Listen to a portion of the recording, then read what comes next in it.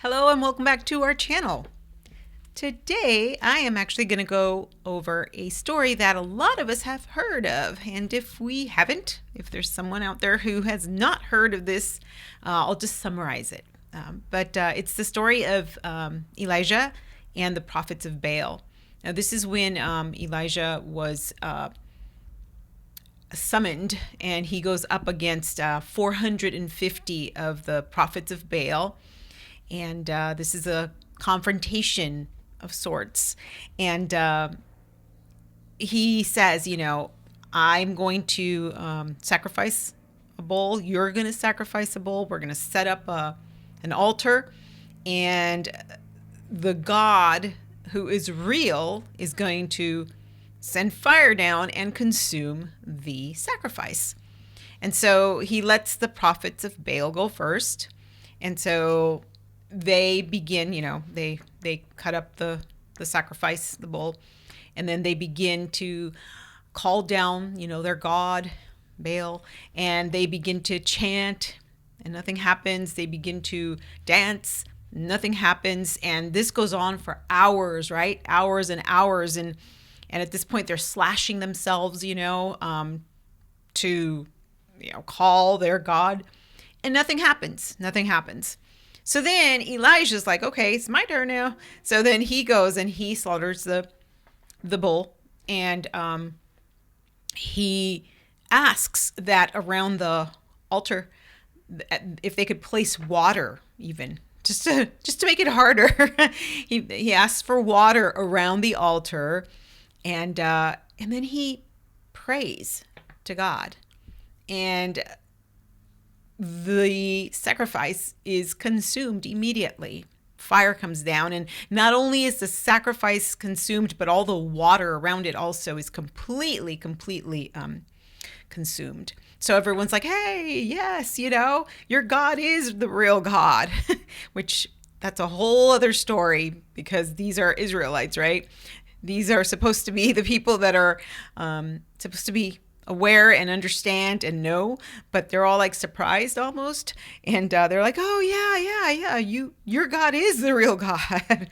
so then this happens, and so then King Ahab, who's wicked, and he goes to his wife Jezebel and he tells her what happened, because right after the fire consumes and the whole thing happens, the prophets of Baal are slaughtered. Elijah orders their slaughter, and the drought is lifted. There's been a drought in the land, and suddenly now it is lifted. And so King Ahab goes to Jezebel, and she's like, you know what? Go tell him, go tell that guy. And this is me, you won't read in any translation, go tell the guy. But basically she sends word out to Elijah, we're going to get you now, for what you did. And so Elijah freaks out, and he runs, and he takes off, and he goes into hiding. He goes into a wilderness, and he's exhausted. He's running, and he's terrified. He's afraid, for his life, and he's exhausted. And so he gets to the point where he's crying out, and an angel appears to him. And after the angel feeds him, God himself, appears to him. And he asks him, what, what are you doing here? And so, the tendency is to right about now, for me to have said, okay, I'm going to share about how Elijah didn't have faith, right? Because he just saw God's hand move in such a mighty way, and now here he is faithless, and how we're not supposed to be like that, right? To not be like Elijah, because he didn't have enough faith. But I'm here to tell you today that where Elijah won his battle, I'm going to spend some time on that now, and it's not what you think. It's in his humility, and it's in his exhaustion, And it's in his pain and in his disappointment in the Lord and him being real about it. And that's what I want to talk about today. So, here he is, and he turns to the Lord, but I'm actually going to read it. I'm going to read this section. So I'm going to go to 1 Kings, and I'm going to start at verse 9. 1 Kings 19, verse 9 and 10. So he's, exhausted, and he's spending the night in a cave. And the word of the Lord came to him. "What are you doing here, Elijah?" He replied, "I have been very zealous for the Lord God Almighty. The Israelites have rejected your covenant, torn down your altars, and put your prophets to death with the sword. I am the only one left, and now they are trying to kill me too." And I think it's interesting, and I wanted us to see that the first thing he brings up is that he's been very zealous for the Lord. And I think that is the key right there, because the first thing that he wants to let the Lord know is that he's been doing everything, following everything. So he's got all the check marks, right? He's checking them off. I'm doing what you're asking me to do, Lord. I'm being zealous for you, Lord. I've been doing ministry for this amount of time, Lord. I've sacrificed so much for you, Lord. I've been following you. I've been faithful.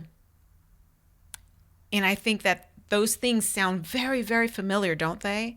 I mean, at least for me, sometimes they do, especially if you've been a Christian for a long, long time, or if you've been in ministry, if you've been serving, or if you served, as what we know, lay worker, or if you've just been a faithful Christian in a sense, that you've been trying to hear from the Lord and you've been trying to follow in, the footsteps that he's asked of you to follow. And so it's sometimes hard to think that way, to think like, Lord, I've been faithful. I've been doing this, and trying to do this the right way. And it's not turning out okay. This is really messed up. This is so painful. This is so hard. And Elijah is being real. And what I want us to see is that we need to get to the point where we can actually be real with the Lord that way too, especially when we feel like there's an offense against the Lord. And I know in some circles that's like, oh, you can't say that, that you're disappointed in the Lord. He could never disappoint you. I get that. He is good and he doesn't disappoint. But if we perceive a disappointment, we will be disappointed. Whether it's a perceived offense or not, there is still an offense in us that needs to be addressed. And that's what I want to say today. We can be real with the Lord. In fact, we need to be real with the Lord. Most people would, go their Christian lives without admitting disappointment in the Lord because they've been taught that it's wrong, to say something like that. But that's real. That's what we are feeling at times. And he knows it. He knows our heart. So when he asks Elijah, what are you doing here? And I love it because he's not asking for himself, He's basically saying, can you be real with me then, Elijah? What are you doing here? And Elijah turns around now and tells him exactly what he's feeling. And so that, I feel like, is the key here in this passage, in this part of this passage, that he is real, that with the Lord, that he doesn't hold back, and he tells him about his disappointment. And again, I feel like the disappointment is in the Lord himself, in a sense. if you can read between the lines, if you can understand where his heart may have been at. He's exhausted, and he's like, I've been zealous for you. That would not have been the first thing he would have led with if there had not been a disappointment in that already. So I want us to think about that, and think about the fact that he got real with the Lord, and it's the first step. This is the first step in our healing and in our freedom. The fact that we can be real with the Lord, be real with our feelings, be real with our perceived disappointments in him even. And when that happens, we are ready for the next step, for freedom and for healing to occur. So I'm going to stop here, and I'm actually going to continue with part 2 for next week, because I really want us to spend some time thinking about this passage. And I'd love for the Lord to minister to your heart throughout the week in regards to the fact that Elijah was real with the Lord, and how when we come to the Lord, with our disappointment, even in him, in our perceived disappointment of him, he is going to take that and bring healing. So have a blessed week, and we'll see you soon for part 2.